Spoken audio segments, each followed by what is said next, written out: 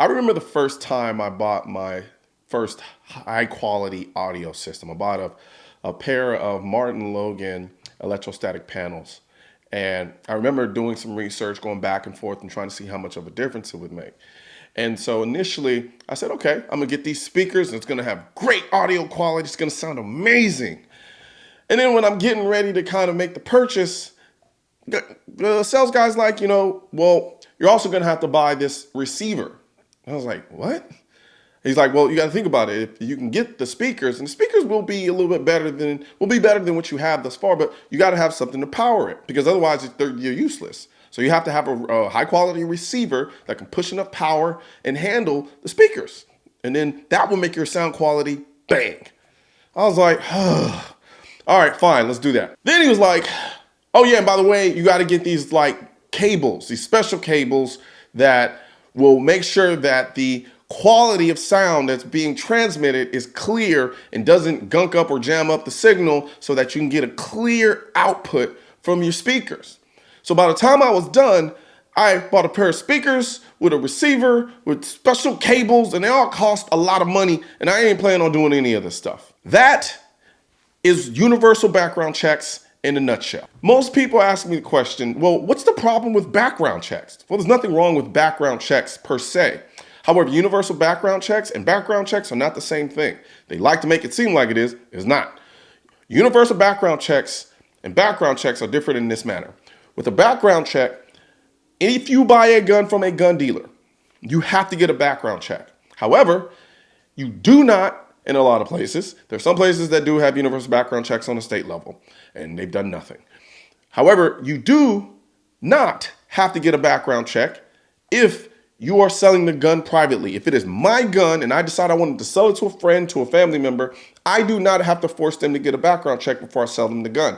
The only thing that's required from the law side is that they must be someone who can actually own a gun legally. So if they're a felon, I can't sell them the gun. If they're a prohibited person for any other reason, I can't sell them the gun. Otherwise, I can sell them the gun. But nonetheless, I'm not required to have a background check. So the people goes, well, I don't see what the problem is. Well, like, what's the big issue with that? That seems pretty reasonable to me. Make sure that everybody in every single gun gets a background check. In theory, yes. However, everything you do in this life is a trade-off. There are consequences for everything, even well-intended things. And the problem with a universal background check is that you cannot enforce it. Just like my speakers, just buying the speakers alone doesn't improve the quality of the sound. You can't enforce the background check without a gun registry. Because think about it.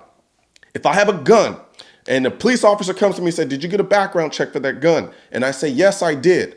If there's not a registry for him to go and make sure that I got a background check for that gun that has all my information, has the information about the gun, guess what? There's no way for him to know whether or not I got a background check.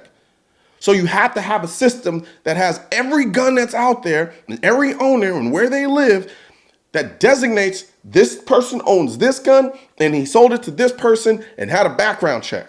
If you don't have that, you can't enforce a universal background check. The problem is they know this. They don't care about the background check per se. What they want to do is they want to kind of inch it in, just a tip. That's what they want to do with the universal background check. They know it's the most easiest thing to swallow for a lot of people. It's like, well, yeah, I don't have a problem with background checks. But in reality, what it is just the first step. Just like you don't sell me the speakers, the wires, and the receiver all at the same time. First, you sell me the speakers. Then once I've committed to buying the speakers, then you say, oh yeah, and by the way, you need a receiver. Then at that point, I've already committed to buying the speakers. So therefore, I'm like, all right, fine, let's just get the receiver, even though I don't want to, but I want to be able to enjoy the speakers that I've already committed to buying. Then you say, oh, by the way, you need these cables. I really don't want those cables. I don't want to pay for the extra special cables. But guess what? I don't want to spend a lot of money on these speakers and then not be able to fully enjoy them. So then I get the stupid cables. Same thing with universal background checks. We start off with getting universal background checks. A couple of years goes by, nothing will change. You got to understand, vast majority of gun violence in this country is coming from the inner cities by way of drug and gang violence. And these kids get these guns illegally. There's no background check that's going to stop that. So from that perspective, then they'll say, well, nothing has changed. Crime is still up. Well, not crime, but the gun violence is still at a level unchanged by the background check. So we need to do something. God forbid there's another mass shooting or some other high profile shooting. They'll use that to say, well, we need to do something again. Well, we already have universal background checks, and they'll say, well, that didn't work because we didn't have a system that actually we could check it against to make the universal background check actually be effective. So then what they'll do is they'll say, well, we need to have everybody register their guns. To be honest, they're already trying to say that with the buyback programs and the idea that you either sell it back to the government or you register your guns. Remember, if you think about it, everything reverts back to getting to the registration. This is exactly what Hitler did. He started off with, okay, we just need to have background checks for people to the guns so we know who has the guns and well gets the background checks and that they're supposed to have the guns, so forth and so on. Then said, after nothing changed, well, there's still crime, there's still violence, so therefore we need a registration. Then from there, started confiscating guns, period. And here's the crazy thing. Even with a gun registration, it literally would do nothing. What is a gun registration going to do to stop the proliferation of illegal guns in the inner city? What? What does knowing where all the guns are that are owned by legal people gonna do to stop all the people who buy their guns illegally? It literally does nothing. It absolutely does nothing. But yet they say it over and over. We just want background checks. Just common sense gun background checks. Background checks. Universal background check. Universal background checks is a ploy to get to gun registration. It's not about safety. It's not about decreasing crime. It's about creating a situation that they can justify then creating a gun registry so that they know where all the guns are. So then when they do add another law that says, all right, you know what, this isn't working, we're just gonna have to turn them in. Just turn in all the guns. And guess what? Now they know who has them and who doesn't. And people keep thinking, well, there's 400 million guns out there. There's nowhere they're gonna be able to do all that. They don't need to get all the guns. They don't need to do that. And here's the problem, that another thing people don't understand. These people play the long game. They don't play the short game. They play the long game, and they're constantly attacking, because it's like a castle that is surrounded by a wall, and you have people defending it.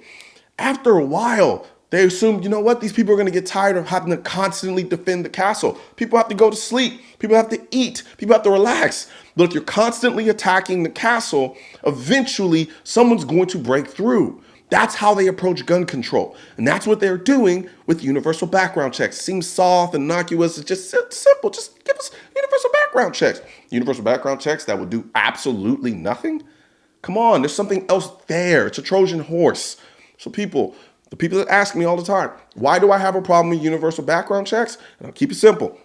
Universal background checks, one, don't do anything. However, if you want it to even be remotely effective, you need to have a national gun registry where all the guns are, so you know that this person has that gun, and therefore you can check it against it to make sure that they got a background check to own that firearm. Otherwise, there's no way to tell.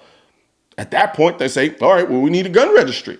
And then from there, as we know, and as history shown us time and time again, gun registries lead to confiscation. Right now, there's a culture war against the Second Amendment, which is why I need your help spreading our message to counter their message. You can help do this by leaving a comment, sharing this video, and clicking the bell and subscribe button. Let my voice be your voice, and let them know you want to keep America tactical, because the right to keep and bear arms shall not be infringed wasn't a suggestion, it was a directive.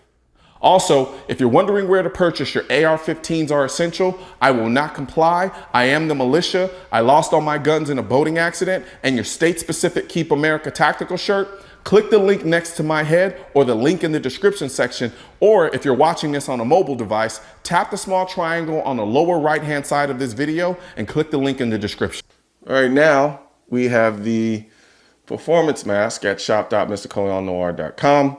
And no, these aren't the masks that suffocate you to death. You can breathe in this mask. It's lightweight material, very high quality. You know how I do.